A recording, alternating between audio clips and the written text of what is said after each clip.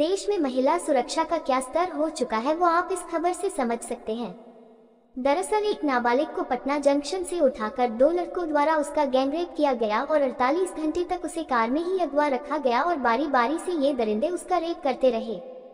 चलती कार में 2 दिन तक नाबालिग का गैंगरेप किया, लेकिन किसी को भी खबर नहीं हुई और फिर उसे एक रात खंडनुमा मकान में रखा गया, वहां भी उसका रेप किया गया।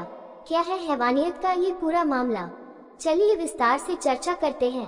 यह मामला बिहार के पटना से सामने आया है, जहां नाबालिग लड़की को करीब 48 घंटे तक दरिंदे कार में बंधक बनाकर यहां से वहां घुमाते रहे और फिर अपनी हवस मिटाने के बाद खून से लथपथ हालत में उसे दानापुर स्टेशन के पास छोड़कर भाग गए। बच्ची ने बताया कि वह पूर्वी चंपारण जिले की रहने वाली है। घर की आर्थिक स्थिति अच्छी नहीं है, इसलिए विजयवाड़ा के एक नर्सिंग होम में काम करती है। 28 अप्रैल को वह ट्रेन से घर लौटने के लिए निकली थी। कई घंटे का सफर करने के बाद 1 मई की दोपहर करीब 3 बजे पटना जंक्शन पहुंची। बच्ची ने बताया कि स्टेशन पर बहुत भीड़ थी। मैं ट्रेन से उतरी और बाहर निकलने लगी, तभी मुझे महसूस हुआ कि मेरा मोबाइल फोन गायब है। मैंने अपना बैग देखा, जेबें देखी, आसपास खोजा, लेकिन मोबाइल नहीं मिला।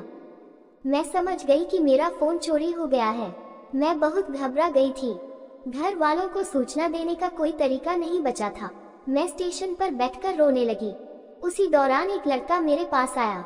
उसने पूछा कि क्या हुआ। मैंने बताया कि मेरा मोबाइल चोरी हो गया है। उसने भरोसा दिलाया कि वह मोबाइल ढूंढने में मेरी मदद करेगा। उसने कहा कि अगर चाहो तो पुलिस के पास भी चल सकते हैं।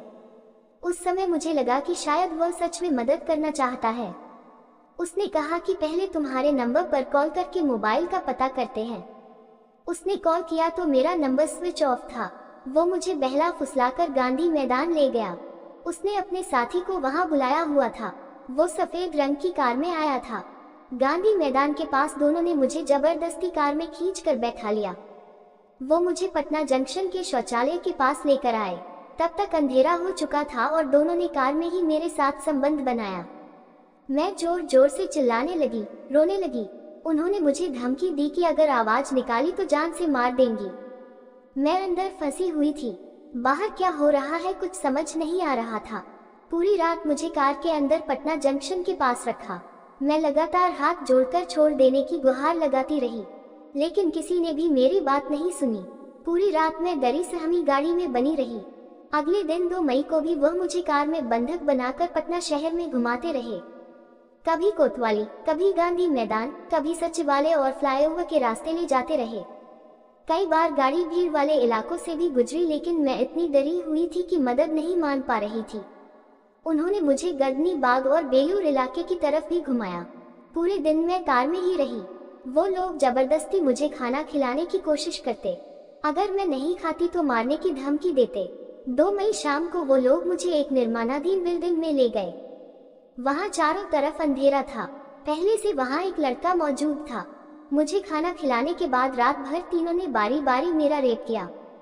मेरे गुप्तांग से खून बह रहा था। दर्द से मैं चिल्ला रही थी। इसके बावजूद वो लोग संबंध बनाते रहे। वहाँ पूरी रात मेरे साथ बारी बारी से गलत काम किया गया। मैं दर्द से कराती रही।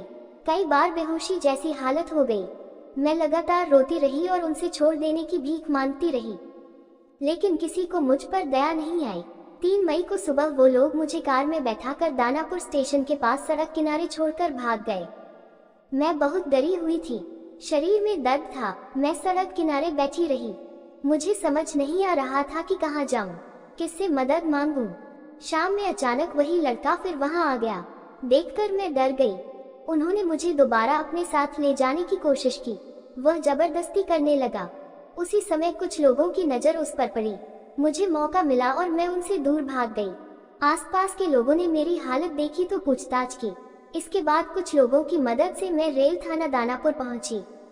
वहां पुलिस अधिकारियों के सामने मैंने पूरी घटना बताई, जिसके बाद बच्ची को इलाज के लिए अस्पताल में एडमिट कराया गया। लड़की जब पुलिस के पास पहुंची तो वह खून से लथपथ थी। उसके प्राइवेट पार्ट से ज्यादा ब्लीडिंग हो रही थी, इसलिए उसे पीएमसीएच के इमरजेंसी वार्ड में ले जाया गया। डॉक्टरों ने इलाज शुरू किया।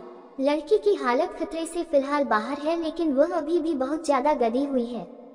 पुलिस ने 2 आरोपियों को गिरफ्तार कर लिया है। तीसरे की तलाश जारी है। रेल पुलिस के अनुसार विकास उर्फ विजय इस पूरे मामले का मुख्य आरोपी है। उसकी उम्र करीब 21 साल है। वह पटना के बेर थाना क्षेत्र के पकड़ी इलाके का रहने वाला है। दूसरा गिरफ्तार आरोपी पवन राय है। उसकी उम्र करीब 22 साल है। वो गर्दनी बाग थाना क्षेत्र के पूर्वी टोला सरिताबाद बिटोरा का रहने वाला है।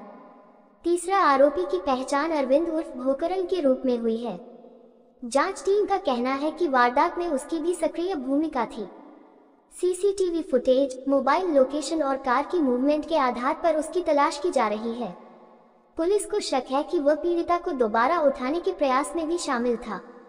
रेल थाना दानापुर में मामला दर्ज होने के बाद स्पेशल टीम बनाई गई। रेल एसपी के निर्देश पर तकनीकी और वैज्ञानिक जांच शुरू की गई। पुलिस ने घटना में इस्तेमाल कार को चिन्हित कर लिया है। बे इलाके के एक कमरे को घटनास्थल माना गया जहां एफएसएल टीम ने साक्ष्य जुटाए। पीड़िता और आरोपियों का मेडिकल कराया गया है। पुलिस ने कई सीसीटीवी फुटेज खंगाले हैं जिनमें कार की मूवमेंट दिखने की बात कही जा रही है।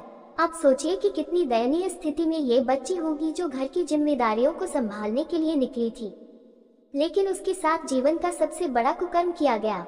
हैरानी है ऐसी सुरक्षा नीतियों पर जिसमें सरेआम खुलेआम दिन दहाड़े महिलाओं को रेप का शिकार बनाया जाता है। चलती गाड़ी में लड़की को नोचा जाता है। गाड़ी पूरे शहर में चक्कर लगाती है लेकिन किसी पुलिस प्रशासन को कोई शक नहीं होता। कानों कान खबर तक नहीं हो पाती। भारत स्टेशन से लड़की को अगवा कर लिया जाता है। दरिंदों को सरकार कानून का थोड़ा भी डर नहीं है। इन दरिंदों की आप हिम्मत भी देखिए जिन्हें रास्ते में भी किसी के पकड़े जाने का कोई डर नहीं। सवाल है कि बिहार में कानून नाम की कोई चीज बची भी है या नहीं। आखिर महिलाओं की सुरक्षा सरकार ने किसके भरोसे छोड़ी हुई है? आखिर क्यों सरकार इन तमाम बड़े मुद्दों से आंखें मूंद कर बस राजनीति का गेम खेल रही है? क्या महिलाओं की सुरक्षा राज्य सरकार की कोई जिम्मेदारी नहीं है? आप इस पूरी खबर पर क्या कहेंगे? हमें कमेंट में जरूर बताइएगा। नमस्कार, मैं हूं मानक गुप्ता। अगर आपको हमारा यह वीडियो पसंद आया हो तो इसे लाइक और शेयर जरूर करें और हाँ, हमें सब्सक्राइब और फॉलो करना ना भूलें ताकि आप देश और दुनिया की कोई खबर मिस ना करें।